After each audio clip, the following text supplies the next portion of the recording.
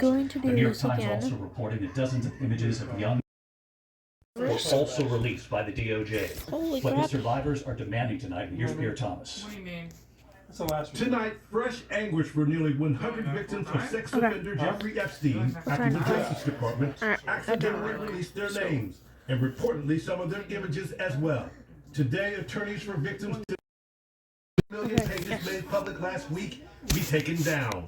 Telling the judge, every hour matters. The harm is ongoing and irreversible. Deputy Attorney General Todd Blanche has acknowledged mistakes were made. Every time we hear from a victim or their lawyer that they believe that their name was not properly redacted, we immediately rectify. That's not enough. Regular I have method. never come forward, wrote one woman, identified as James Doe. This is devastating to my life. Please, I'm begging you to delete my name. Tonight, fellow survivors like Danny Binsky speaking out.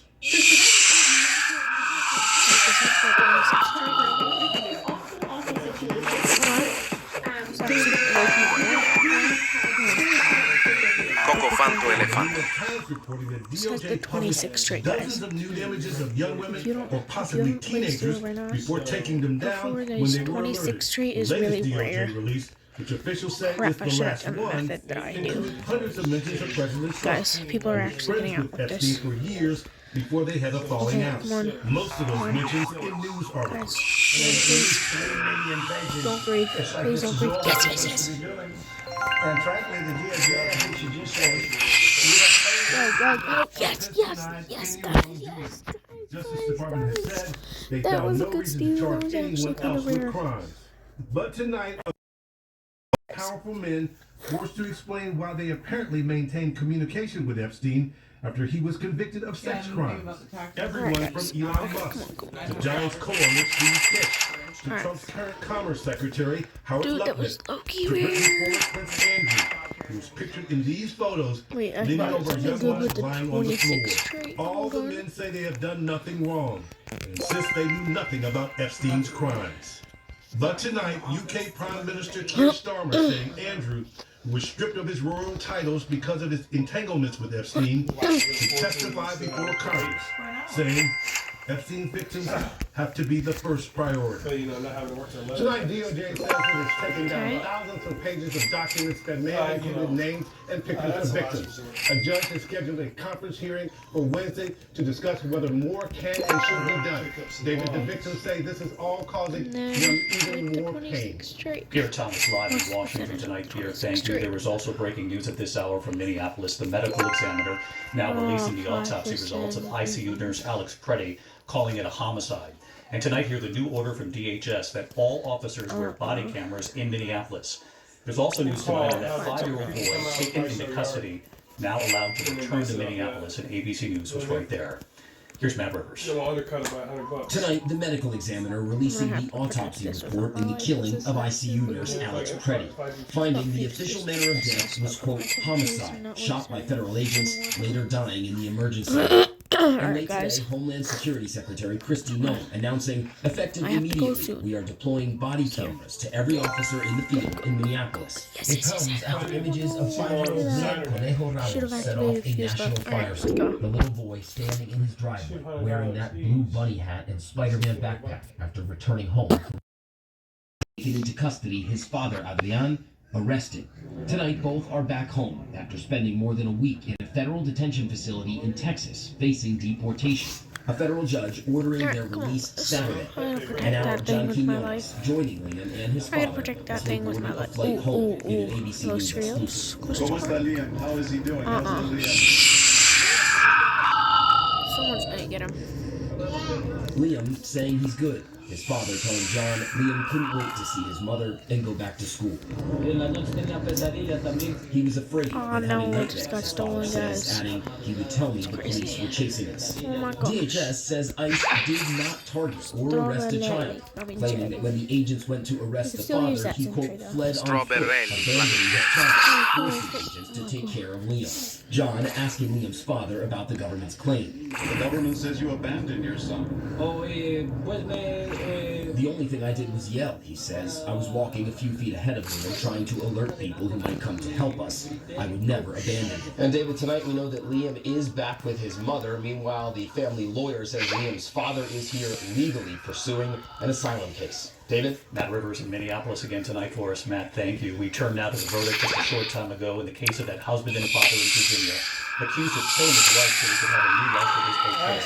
The jury finding him guilty on all counts just moments ago in Noah Lennox. A Virginia jury finding Brendan Davis guilty of murdering his wife and a stranger as part of an elaborate plot to start a new life with the family's au-pair. The jury found the defendant guilty of aggravated murder of Joseph Ryan and Christine Banfield as part of the same act. Banfield now faces potentially up to life in prison without parole.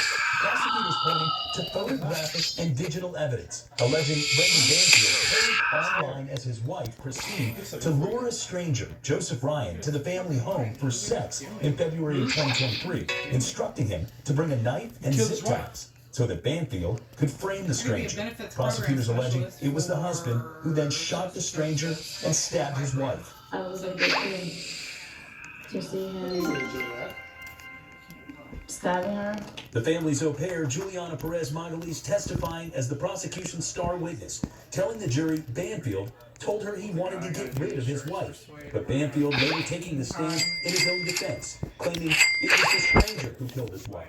I saw him downward. And that's when I fired at him. And tonight, Fairfax County prosecutors calling the crime monstrous. It's monstrous. I mean, that's really what it is. It's monstrous. Well, David, that husband is scheduled to be sentenced in May. As for the au pair, as part of her plea deal, she previously pleaded guilty to manslaughter, and if this trial is over, she'll be sentenced in the coming weeks, David. All right, Mola Lengi on this guilty verdict tonight. Mola, thank you. Tonight, President Trump now ordering the Kennedy Center closed for 2 years. It was just weeks ago his hand-picked board for the center renamed it the memorial to JFK after he was assassinated, the Trump Kennedy Center. Tonight, the president says it will now close to be renovated at a cost of more than $200 million. Here's Rachel Scott. Tonight, as audiences decline and artists pull out of performances, President Trump announcing he will there for 2 years for a top-to-bottom renovation.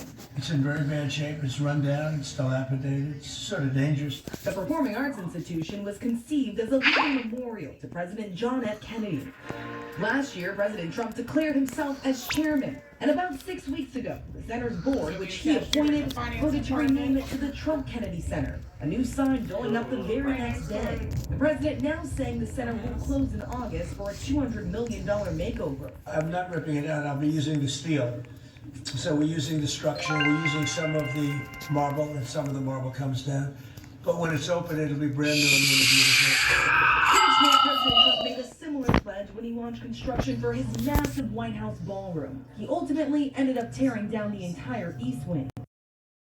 Of the Kennedy family outraged. Maria Shriver saying this is all happening because entertainers are canceling left and right, and that the president hopes closing the building will get everybody to stop talking about the fact that everybody's canceling. It comes as the president remains fixated on the 2020 election, which he lost. Even tonight saying this. I won that election by so much. Everybody does it. Last week, FBI agents raided the election office in Fulton County, Georgia, carrying out 700 boxes of records and ballots. Tonight, sources tell ABC News President Trump personally spoke on the phone with those FBI agents.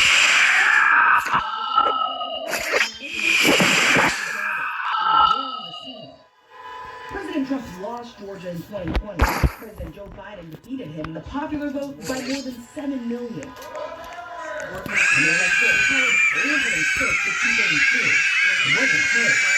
The president now says elections, which the Constitution says are to be run by the states, should be nationalized. That Republicans should take over the voting. The Republicans should say, we want to take over. We should take over the voting in at least 15 places. The Republicans ought to nationalize the voting. Tonight, the Senate's top Democrat sounding the alarm. You think he believes in democracy? Does Donald Trump need a copy of the Constitution? What he's saying is outlandish. Okay. And Dave, we're told Tulsi Gabbard was on the ground Georgia after the post of President Trump. Those agents now going through those 2020 ballots and voting records. But again, the president lost that state. Those results were recounted twice, and the election was